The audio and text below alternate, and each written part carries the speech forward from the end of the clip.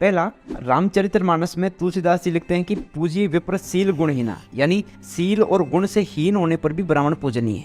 अब तुम मुझे ये बताओ, अगर वर्ण व्यवस्था पहले कर्म के आधार पर थी तो यहाँ तुलसीदास जी अज्ञानी ब्राह्मण को पूजने की बात क्यों करते हैं? वो तो शूद्र हो जाना चाहिए था ना। दूसरा, तुम मुझे 4 वेद, 18 पुराण और 108 उपनिषद में एक ऐसे शूद्र का नाम बता दो जो पहले शूद्र था लेकिन ज्ञानवान होने की वजह से उसे ब्राह्मण बना दिया गया।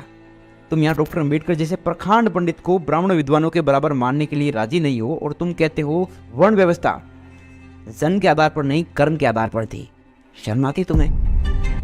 श्री रामचरितमानस, उसका श्लोक इसने दिखाया है। इसको आप इस तरह से समझिए कि जब ऋग्वेद में इस तरह घोटाला किया जाता है कि ब्रह्मा सरस्वती माता जिसे कहते हैं कि हे ब्रह्माणी, मुझे गाय का मांस बहुत पसंद है, तुम मुझे रोज गाय का मांस खिलाती हो, तो हो सकता है श्री रामचरितमानस में भी घोटाला किया गया हो, संभावना है। ठीक है, क्योंकि बाहर से कुछ पेटी चोद आदमी आए थे आक्रमण करने और आने के बाद ये बोला गया था कि भाई हमारा भारत है, हमने भारत को सब कुछ दिया है। लेकिन उनके औकात सबको पता है कि अगर नंगे नहीं होते तो इस देश में क्यों आते, चड्डी पहनने आए थे। ठीक है, और दूसरा तर्क इनका यह है कि ऐसा कोई एक व्यक्ति बता दो जो शूद्र रहा हो और उसको ज्ञान के चक्कर में, लेकिन ज्ञान होने के बाद उसको ब्राह्मण घोषित कर दिया गया हो। तो देखो भाई, जो ज्ञानी होता था वो पंडित होता था। और रही बात जाति को हटा देते हैं 1 मिनट के लिए, तो महर्षि वाल्मीकि, उनको आज पूरा भारत पूजता है जो भी रामायण पढ़ता है। ठीक है, उनकी जाति पूछ कर नहीं भाई, समझ रहे हो, ज्ञान को। ठीक है, और जितने भी बड़े बड़े लेखक हुए हैं उनको सम्मान दिया जाता है। वो तुम्हारे यहाँ होता है कि अगर उसकी जाति दूसरी है तो जाति बदल कर ही सम्मान दे।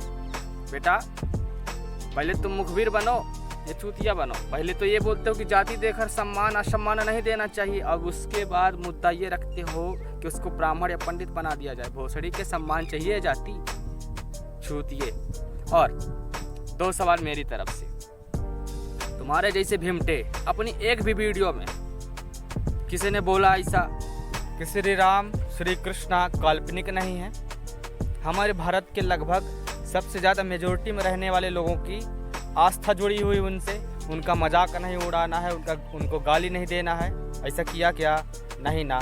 और दूसरा, अगर यह सब अंधभक्त है मूर्ति पूजा करना, तो जो तुम्हारे लोग हैं तुम्हारे हिसाब से बुद्ध की पूजा करते हैं, तो क्या उनकी मूर्ति हवा से बनी हुई है, वो पत्थर की या धातु की नहीं है? और अगर है तो उसको पूजना भी पाखंड है, उसका भी विरोध करो कि अपनी खटिया मजबूत है और दूसरे का पलंग चर चर करता है। गलत है ब्रो। जय हो।